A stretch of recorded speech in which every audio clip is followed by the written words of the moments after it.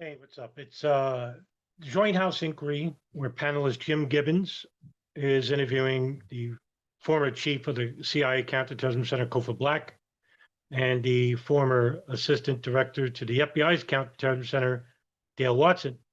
And let's see what they have to say.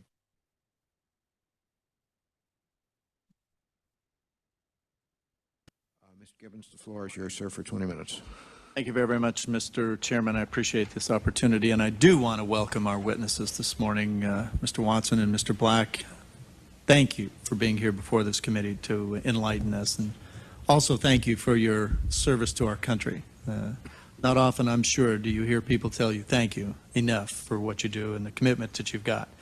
I want to say at the outset of this hearing that I believe that your experience, your dedication, and the time you've spent in the jobs that you've held, both in CIA and the FBI in counterterrorism, have made you the proper witnesses to be here. I think your knowledge level and experience bring what we need to hear on this committee, and we look forward to that. But let me say that the purpose of this hearing and the purpose of my questioning is to identify the systemic problems at the foundation of our intelligence community. This is not a finger-pointing exercise, and this certainly is not a witch hunt. This problem is larger than any one individual, and it's what we're out to do, is to find solutions to making sure that tomorrow's attacks and tomorrow's problems are solved today. Well, the problem is that the CIA and the NSA withheld information from the FBI. That's what I got from both inquiries, both the 9/11 inquiry and the Joint House. More so the Joint House, because they focused strictly on the intelligence services. That's all they did. 9/11 inquiry was much more broad. They talked about the federal, state, and local levels. But from the Joint House inquiry, I mean, go look at my past videos. I've done numerous breakdown videos where I even made a podcast episode about how the CIA basically lied. Straight up lied right here in the Joint House, let alone the 9/11 inquiry. The issue before us is whether we had not just the right people or the number of people, but whether we had the right skill sets and whether we had the right operational attitude in some of our agencies to allow us to get to the critical information that would be necessary to fight this. And may I say to both of you that if I do probe or ask a question that requires a consideration of national security for clearance, please note the question, and we will be happy to receive your answer in the closed session that we have this afternoon. Mr. Black, I would like to start with you, if I may. And again, welcome to our committee. And let me say that you've always been a staunch advocate before our committee. This is my 6th year on the Intelligence Committee, and I can say to those watching that you have come before our committee time and time again as a staunch reporter of terrorist activities, what this country was facing, what we needed to do. My question would be, was there an articulation of your interest in the terrorist activity and the needs of our agencies dealing with terrorism communicated to superiors, and how was that received? Well, my superiors, of course, are the Director of Operations, Jim Pavitt, and the Director of Central Intelligence, George Tenet.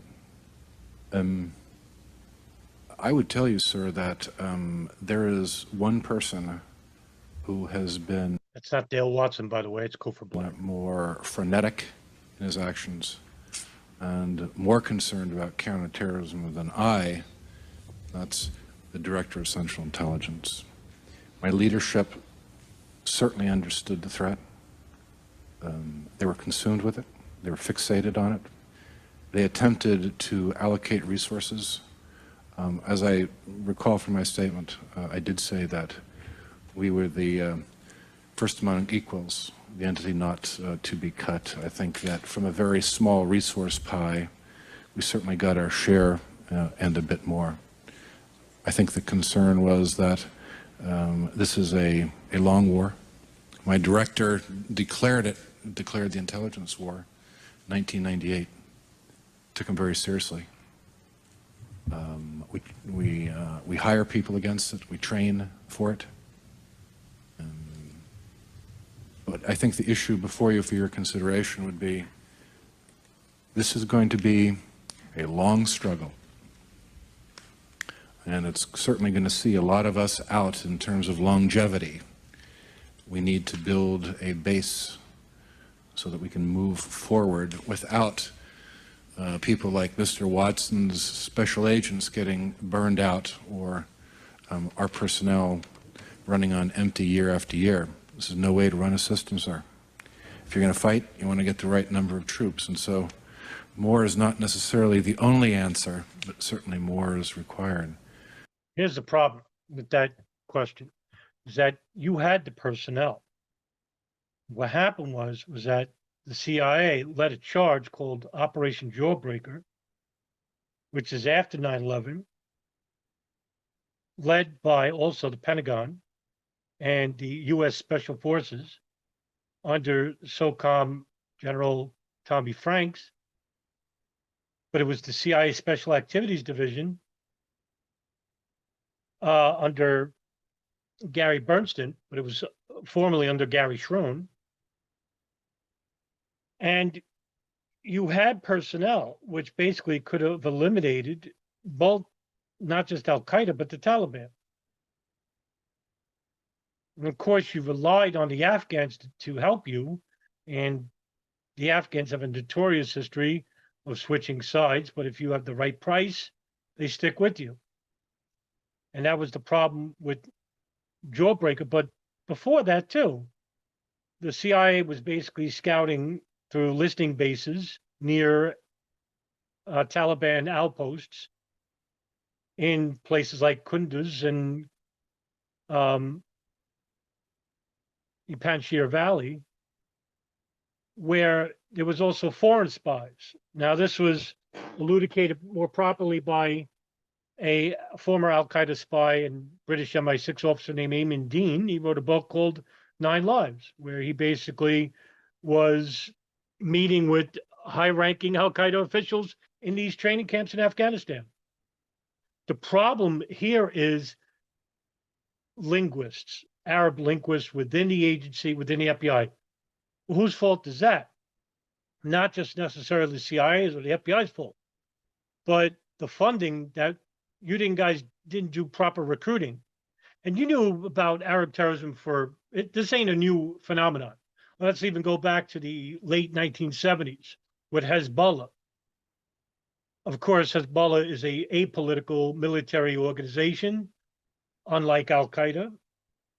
And yet, you've had the 80s and the early 90s, at least 12 years, to try and recruit more Arab linguists within each agency, and you didn't. Now, whether that's the fault of the superiors or a faulting of you didn't treat Arab terrorism seriously like you should have. The FBI did early on.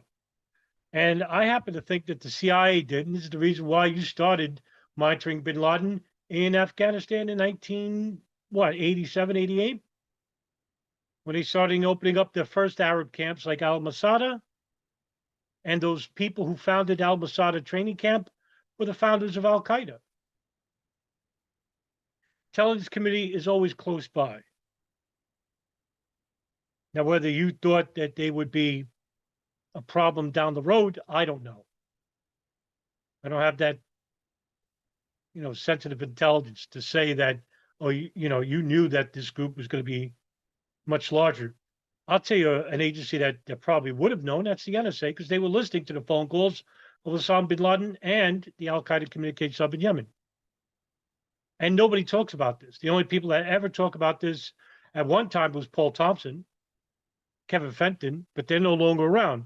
The only other person I know that talks about this is Ray Nowolski and John Duffy.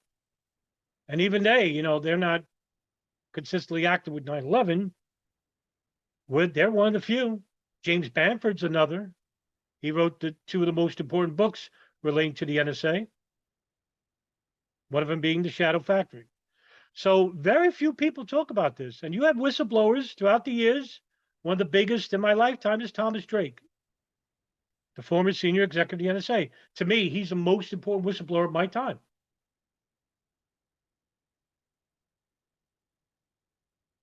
So unless people start realizing that the intelligence services not only have an internal failure, as Gibbons would say here, but they also have a failure of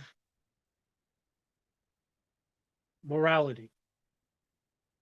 I can make a really good argument that some people within the CIA intentionally withheld that information from the FBI for nefarious reasons.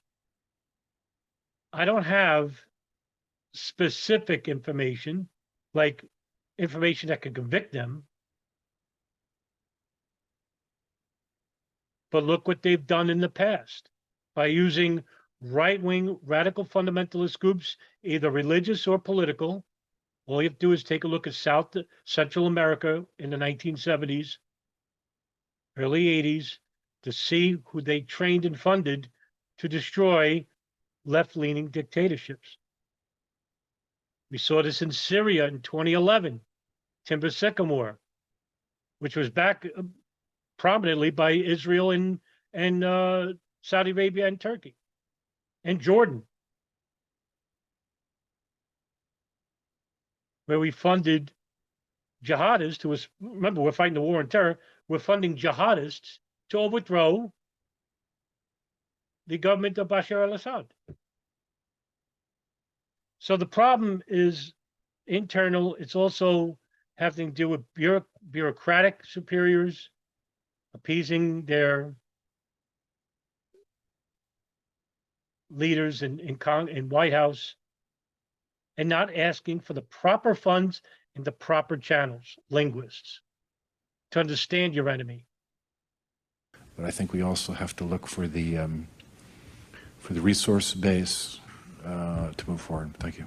So what you're telling our committee is that your advocacy of the threat posed by the terrorist was communicated to your leadership in a need for more resources in the application of the war against terrorism beginning in 1998. I actually came to this job in 1999. But Beginning in but the answer to that is yes, they're certainly aware of my concerns. They are as equally concerned, and being by their side, their actions conform to their concerns.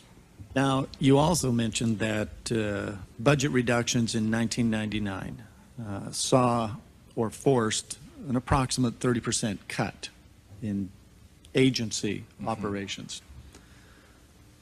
This is in opposition to what we're hearing in terms of the rise in the advocacy of the threat.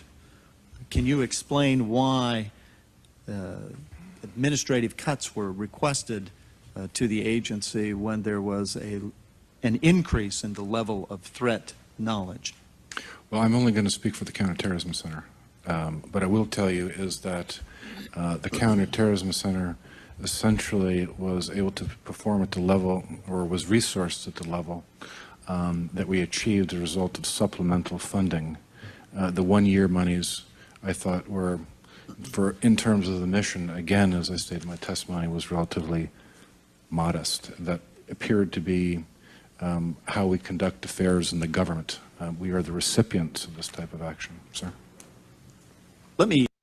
All right. Now, this is an argument put forth by Gary Bernstein, who I mentioned before. He wrote the book Operation Jawbreaker, which he led the charge and fight against Al Qaeda and Taliban in 2001, in December 2001.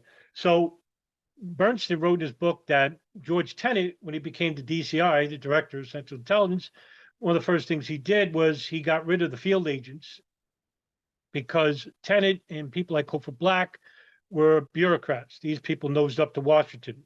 Smart move when you want to, keep the wheels greased. You go to the people that can get you those budget proposals. And the Washington Post wrote in July 5th, 1999, that the Senate under then President Bill Clinton, there was a cut of $400 million in the fiscal year 1999. The White House Office of Management and Budget told Congress that it strongly opposed the significant reductions. Nevertheless, when you have bureaucrats running intelligence services, there's a huge disparity in terms of how they go about their jobs. Field agents are more gritty. They're trying to impress their superiors, so they do the extra work. Bureaucrats are already there. The only reason they want to move up is because, they get higher pay, of course, but also they get more influence. Where? Congress. And with more influence in Congress, more proposals are laid at your feet. So it's all about rubbing, brown nosing the right people. George Tenet wanted more office managers than he wanted field officers in certain areas. So a lot of the older field agents retired in 99, 2000, which led to the problem that Cofer Black is talking about here. Let me go back to something you indicated, that during your time as the head of the CTC, chief of the DCI portion for CTC, personnel numbers. Oftentimes we hear that you had equivalent of 3 infantry companies or on the line fighting this war. My question to you is, did the numbers of people you had have the right, excuse me, the right skill mix with regard to language capability, with regard to operational capability and skills needed to be able to gather the appropriate information? I think that we had a very good skill mix. We hire towards this. We emphasize those attributes that are going to be effective overseas. That's what we do. Well, let me ask the question then. Did you have the right numbers of people that could speak Arabic, Pashto, or Urdu, Farsi? Good question. You always need more speakers in those languages. We have gone out of our way increasingly over the time to specifically target these types of individuals with these language skills. In fact, I can tell you that the Counterterrorism Center even advanced through the appropriate offices its own hiring campaign, where we advertise in newspapers specifically looking for people interested in counterterrorism and that had the right language qualifications. Okay. Many times. What I can't understand is that how the CIA doesn't, which has a much bigger budget than the FBI, right? The CIA basically works overseas. The FBI does not. So I can understand why they have a lack of Arabic speakers, right? But the CIA has no, I don't understand how a base station, say in Afghanistan or Iraq, for example, doesn't have Farsi or Pashtun or Arabic speakers. They should have at least 5 per station. Assuming that they did, I don't know if they did or not, but why couldn't one of those people work with the Counterterrorism Center on a full-time basis in Washington, say at the Bin Laden unit, which is codename Alex Station? The FBI, throughout the John O'Neill's tenure as the Bin Laden unit chief for the FBI, he made it quite clear in 1998-9, basically saying that the FBI lacks Arabic linguists. They only have one. That was Ali Soufan. Even the TV series The Looming Tower, which is based on the book by Lawrence Wright, even mentions this. But the FBI basically didn't acquiesce to John O'Neill because, one, even his superiors didn't like him. Thought he was too arrogant, but he was right. One thing you could say about John O'Neill is that he was dedicated to fighting against the Arab fundamentalist problem, which he saw long before any other agents, besides people like Dan Coleman or Jack Clunan or Frank Pellegrino or John Entwistle, for that matter. You know, they knew. Those are the guys involved with the 93 World Trade Center bomb. John O'Neill came from Chicago, opened up the bin Laden unit, and he saw the problem right away. CIA, what, they didn't have this problem in the early 90s? I mean, you were, like I said, you were keeping files on bin Laden in the early 90s. And now here you are. What is this, 2002? 11 years later. Complaining that you don't have Arab linguists. It doesn't make sense. Sometimes in our intelligence gathering just me. overseas, we often use liaison type operations. When is it essential to use liaison operations? And I mean, look, I hate to stop right here, but you had CIA spies against Hezbollah in the late 1970s. I mean, you had help.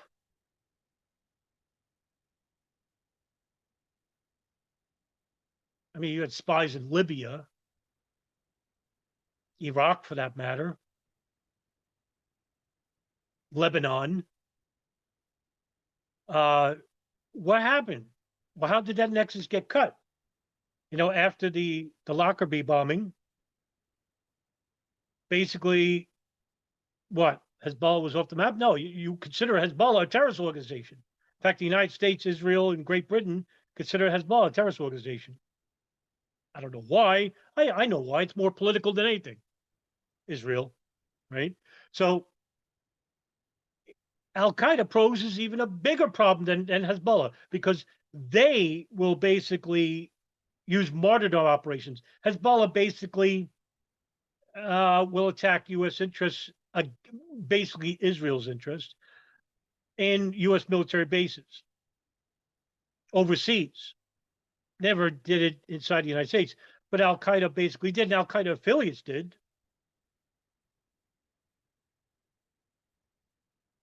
What happened? I mean, why was there no Arab spies to help you along the way that you could work with regarding Al-Qaeda? I think I know why, right? when is it, or when should we But that's use speculative. efforts for unilateral type operations? I appreciate that question. It's a very important one. This is a global war, and we are involved in essentially intelligence combat. And you see, that's the key thing that Cofer Black says here. It's a global war. It wasn't like that with Hezbollah, right? With people like Abu Nidal, for example, the leader of the Palestinian Liberation Organization, who's used by, global intelligence to, conduct operations for whatever political means, right? He's a hired gun. He doesn't have a loyalty to anyone. Bin Laden is much more dangerous than him, right? Bin Laden doesn't have a loyalty to anyone besides the ideology, the twisted version of Wahhabi Islam, right? Now, he's not pressured or influenced by money. His family owns the Bin Laden construction companies, the Bin Laden Group, which actually has some links to the Bush administration through James R. Bath, who's a Texas millionaire, who's friends with the Bin Laden family and George W. Bush family. So needless to say, Bin Laden is a black sheep, right? He doesn't know Bush family, or, he doesn't know any of those people. But his older brother Salim did, and his father did when he was alive, but he died in a plane crash. But the family took over and worked with the Bush administration. So Osama bin Laden basically didn't need money from the intelligence services. That's what made him a little bit more dangerous, but he could be controlled. Because when you control the information, you control the disease, right? That was actually a quote from the X-Files years ago that I remember. It's a great quote regarding, Agent Mulder goes before the smoking man, the agent. and talks about this deadly virus walking around, just existing, killing people. And the smoke command says, we control the disease by controlling the information. Well, you control bin Laden by controlling the information. That's how you can help to create or facilitate an incident, like 9/11, for example. When you go to war, it's usually a good idea to have as many allies on your side as you can. There's a commonality of interest here. Most countries are against terrorism, and we in the CIA have developed a constellation of allies. It's funny because the allies they're talking about are the countries that facilitate terrorism, Pakistan and Saudi Arabia. I'm not talking about Israel. That's different. They're not allied with bin Laden, right? So when you have Arab countries that facilitate the problem of radical Wahhabi ideology, like Pakistan and Saudi Arabia, well, they're not freaking allies. Your allies should have been Iran, Libya, Syria, Lebanon. No, those are the countries you bombed with the help of Israel. That certainly, as I speak right now, is extremely effective. When you need to do it yourself is when there is no friend to help you, there is no alternative besides taking high-risk actions on your own. I must say we conduct the normal business of intelligence operations at all times, but counterterrorism is a little special in that we all need to cooperate, and we do. But there's no reluctance to... Well, no, you didn't. Basically, you lied too before the joint inquiry by saying that the FBI got the right information. No, they didn't. It was and listen, I'm not making this up. This is through your own words and deeds, all right? You basically withheld information, not you personally, Joe. Maybe you did. I don't know specifically, but the CIA basically withheld information from the FBI. God's sake, Clark Shannon, who gave closed door testimony before the joint inquiry. I made a podcast based on it called Carl Levin, the comprehensive inquiry. One of the most important podcasts I ever done, and basically talks about the CIA being interviewed by Carl Levin at the joint inquiry. People like Cofer Black and Tom Wilshire hidden behind a partition and George Tenet. You all told a different story. You all gave excuses as to why the FBI failed in their regards with information you gave them. You didn't barely give them anything. You intentionally withheld. Clark Shannon basically did say that you withheld information under George Tenet told him not to share information with the FBI about Khalid al-Mihdhar and Nawaf al-Hazmi, two of the hijackers of American Airlines Flight 77. Why? As you say, unilateral operations. This is what I do for a living, and there's no hesitation, and certainly on the leadership of this director, we launch very quickly whenever it's appropriate. Do you feel there was an under-reliance on unilateral operations between the periods of 1999 and 2001? No, I do not. I believe that with the resource base that we had, that we maximized our operational product with exactly how we did it, which was a good mix, an appropriate mix at the right time. So you don't believe that we could have used more unilateral operations in that time period? Well, we could, absolutely. We need the people to do them. So the issue was, then we go back to, if you had the people with the right skill mix to gather that information and to do those operations.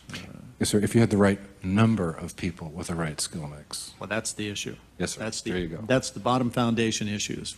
No matter how many people we have, we've got to have the right skill mix, whether it's language skills.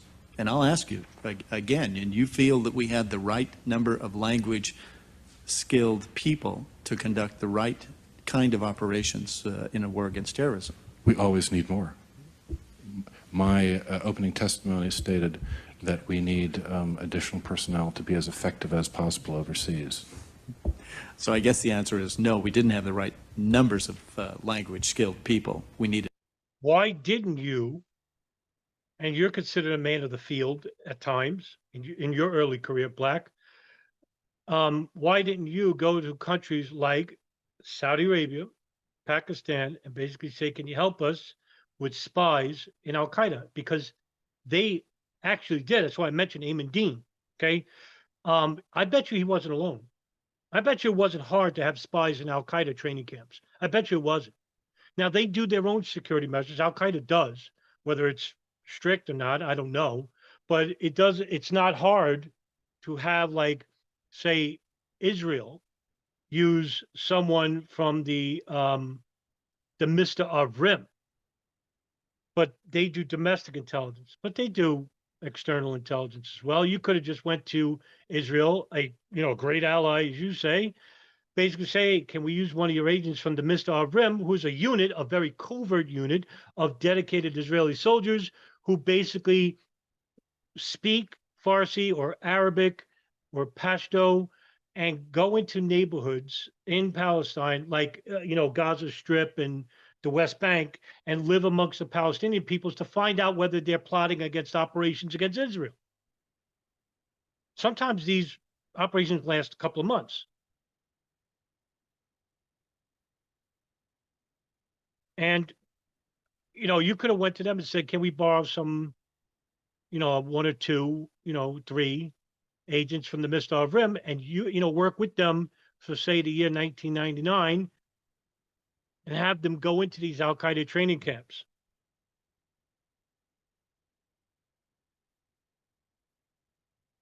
Say that they're from countries like Libya, give them the false passports.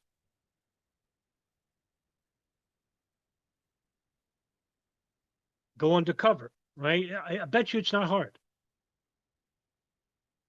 And I think for those like, Nelson Barnes and Sean Russell and Darren Harvey, exactly where I'm going with this, because that's what I speculate with Ziad Jarrah, right? That's speculation. More. Yes, correct. Okay. Mr.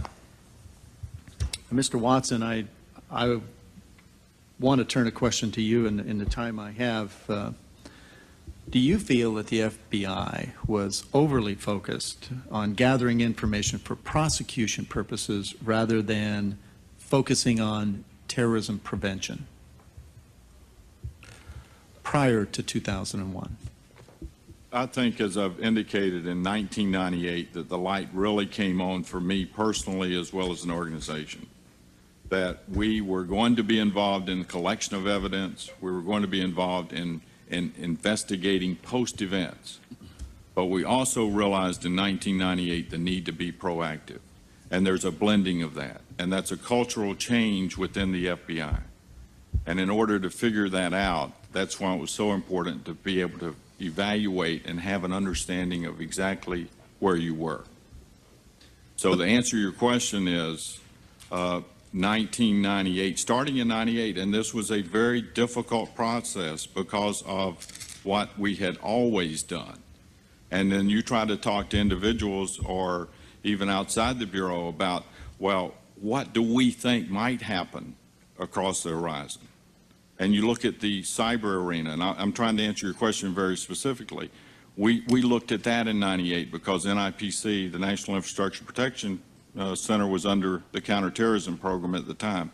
What in the world are we going to do to try to get to where we need to be by 05 in just the cyber arena?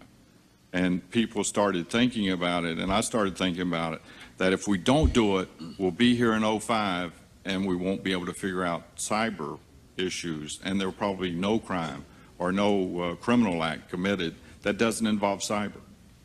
So to answer your question, heavy on the collection of evidence and investigative side. But starting in 98, it was very clear to me that you had to have a vision and you had to look beyond cases. And if we were just running out and investigating cases, that's all we would ever be doing. And so some smart people got together and we decided what is the threat and how do we address it. Let me ask both of you to answer this question because I think it's clear that both of you have definite and distinct approaches to counterterrorism in America. Would ask each of you to identify how you measure success in your fields with regard to what you've done since 1999 or 98, whenever you came to those. what are your success measurements and benchmarks that you established to allow you to identify whether you were what you were doing was correct? I'll go first, show me. Who? Mr. Watson, if you want to go Okay. first, that's fine. That is a very fair question, and I'll be happy to answer that. I think in order to evaluate the counterterrorism program of the FBI, and if you look at prior to 98 and even post 98, you had to have very specific criteria.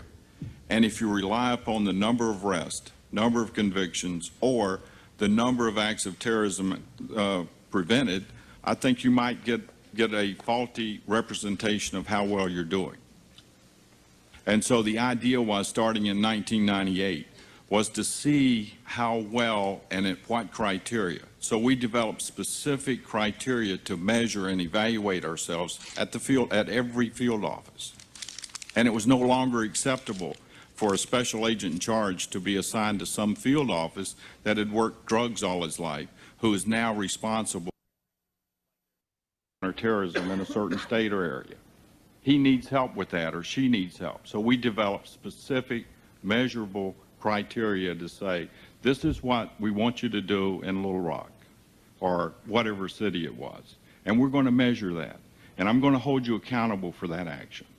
And this is where, when you put all that together, is a huge management success to be able to say exactly where you were in the process and exactly what resources for the first time we needed and what were the technology problems. And does all our field offices have enough analysts? And you measure that. And we measured that through a series of reports every 6 months provided to the director. Did that answer your specific question? Yes, Mr. Black.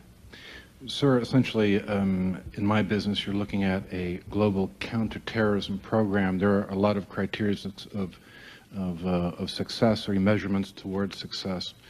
There's things such as the number and the quality of foreign relationships that you have overseas, the number and quality of assets that are providing you insightful counter-terrorist information.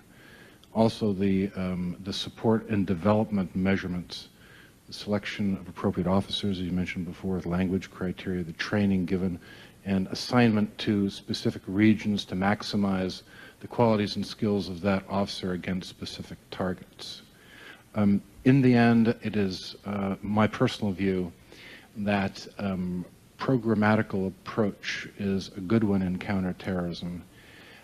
Because this fight's going to be long, it's going to be very difficult, it's going to consume the time of a lot of our officers as well as resources, and you're looking at relationships, looking at your own people conducting these operations, as well as the product, which is the reporting from assets to be analyzed by analysts, and the end result objective, which is very difficult, but which we do achieve and we attempt to achieve always, is to develop that tactical, detailed intelligence so that can be passed over to law enforcement or other intelligence services so that we can preempt and disrupt specific attacks and save lives.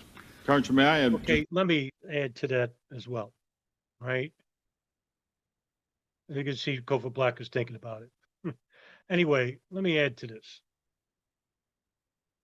The biggest problem between the FBI and the CIA is an open channel to getting all the information. Each agency doesn't trust the other. Right there is the main underlying problem. Because when you have one agency that doesn't trust another, you gotta think that, are they getting all the necessary data and information that could prevent a terrorist attack from happening? The second thing, proactiveness. All right, this was touched on by Dale Watson a little bit. The FBI, we can basically say as Americans, isn't as nefarious as, say, the CIA. The CIA has a much more mysterious allure about them. The FBI is dinosaurish. I mean, it's very primitive. That was a big problem in the 90s, is that they were using old, outdated technology, while the CIA and the NSA had a much bigger surplus budget, and they had up-to-date equipment, and, used to make fun of the FBI, calling them a dinosaur agency, which is why I mentioned that label.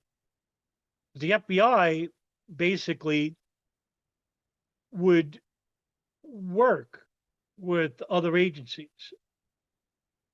and share intelligence regarding what was happening in the United States. Now, what was happening to U.S. interests outside the states? Well, the CIA wasn't very proactive with them. This started with the U.S. Embassy bombings, the bombing of the USS Cole, where you had foreign intelligence who had prior information before those incidents happened that wasn't shared with the FBI, wasn't shared to prevent the attacks. I made a video a while back regarding the bombing of the embassy bombings in Dar es Salaam in Tanzania. So, look, it's about being proactive with not just local and state law enforcement, but with federal law enforcement as well. But as long as you have that disassociation, that distrust, which helped 9/11 become successful, wasn't the only thing, but was one of the reasons why it was successful, is because the CIA didn't want to share information that they collected that could have been helpful in, monitoring Al Qaeda operatives who were inside the United States. And I've interviewed people from the Defense Intelligence Agency regarding the Able Danger Program, Eric Kleinsmith, and of course, Anthony Schaefer. Two of the most important interviews I've ever done. And basically, Anthony Schaefer says that the CIA knew about the program Able Danger and told Schaefer straight to his face, because there was a representative for the Counterterrorism Center that said that we won't help you. And Schaefer, said that he was naive when he was younger to believe that everybody was working on the same page to fight, radical fundamentalism. Well, that's not the case. And he found out the hard way. And he's a big, big whistleblower. Because he talked about the program to, of all people,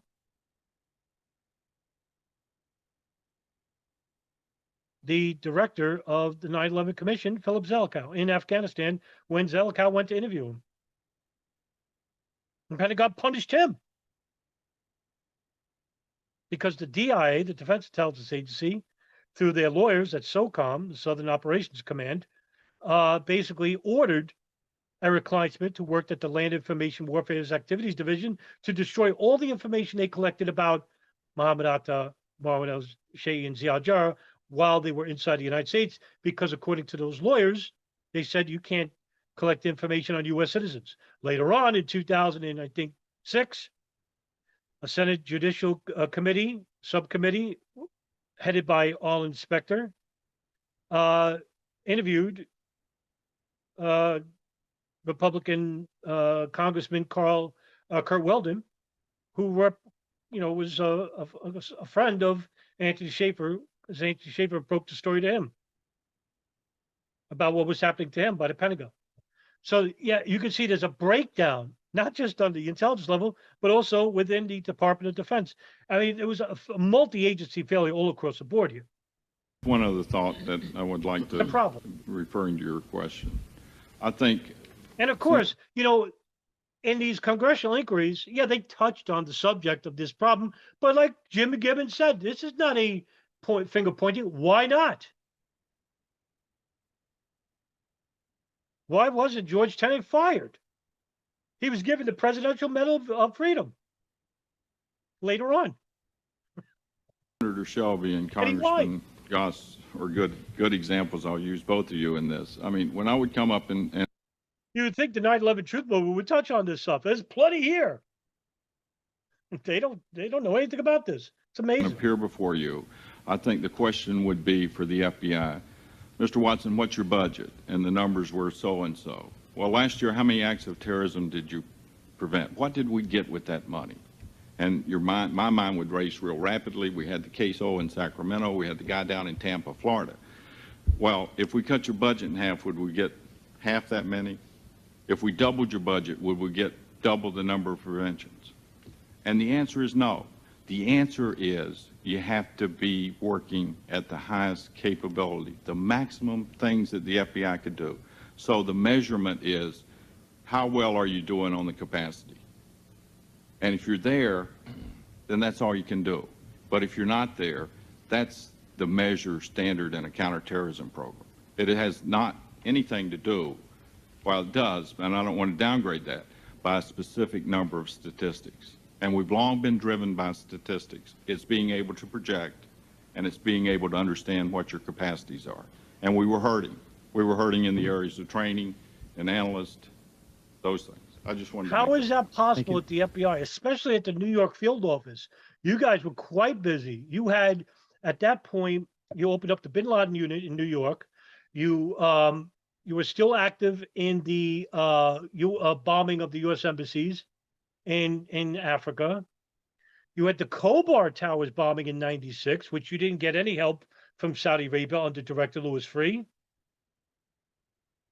Are you telling me that from the mid-'90s, let's say '96 forward, that the FBI basically couldn't get budgets, a budget proposal stating that, hey, we need extra agents working at the Counterterrorism Center or at the Bin Laden unit in New York or in Phoenix or in Oklahoma, where there was active Al-Qaeda cells operating in the United States that you knew about since the early '90s? I've mentioned this time and time again in other videos. I mean, goodness sakes, it's amazing. No, because you were more interested, not you, Dale Watson, but the FBI basically wanted more budget proposals for fighting against La Cosa Nostra, which is the Italian mob. Because who was their number one priority? John Gotti. It shouldn't have been. It should have been Osama bin Laden. Dr. Ayman al-Zawahiri, at least, right? I mean, you had the testimony of Ali Muhammad at this point, because he was arrested for his role in the Africa bombings, right? He's given you, and Patrick Fitzgerald, the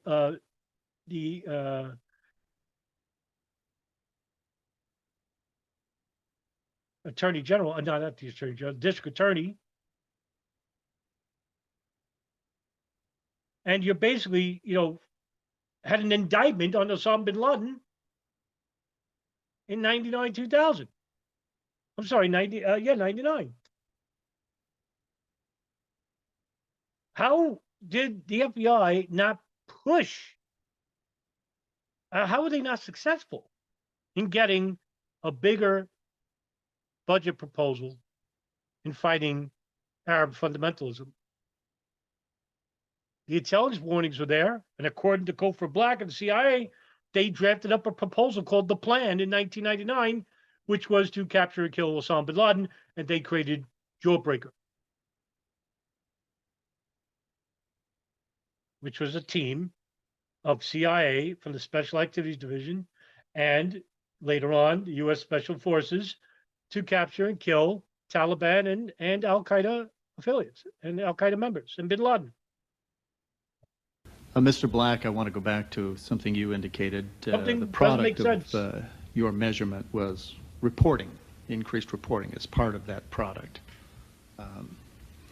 It seems to me that there was a dramatic rise in the number of reports that were presented to the agency from the field with regard to terrorism over this period of time. My question is, do you feel that the threshold of reporting was low enough or so low that it presented you with a flood of information that could not be properly analyzed, could not be properly disseminated to the intelligence community, that would have been able to be verified and substantiated and corroborated because of the sort of frantic pace that we were under to get information and any information that we could? Did that have that effect? In other words, preventing it from being properly analyzed, properly disseminated, and distributed to our intelligence community? we're obviously in the business of collecting intelligence and disseminating intelligence. When we collect intelligence information that is new and it's considered at the time to be accurate, then that is passed along with the appropriate review and processing, and that would go to our analysts. I seem to always return or come back to the same thing, and that is that the people are the most important part of all of this. All the intelligence we collect is reviewed and processed. It is disseminated. We're not going to be in the business of withholding intelligence information from a validated customer. And there You did with the FBI. You weren't alone. The NSA did the same thing. And I'm not even bringing up Israel and Saudi Arabia, who had their own agencies inside the United States prior to 9/11 collecting intelligence. They probably had even much more sensitive intelligence because they commiserated with the hijackers and their affiliates in the United States, in Florida. That's what the Gerald Shea memo was about. But that wasn't presented at the 9/11 Commission or the Joint House. I wonder why. Not only that, your agency was the guilty party in regards to not sharing intelligence with not just a client, but a so-called ally in the war on terror, the FBI. There's a lot of secrecy involved in this. But if it is caveated, if we don't essentially think it's necessarily completely true, we may say that. Mr. Chairman, I see that my time has expired. I want to thank you for the opportunity. This was actually a very illuminating inquiry right here, this part of the inquiry. And it shows you that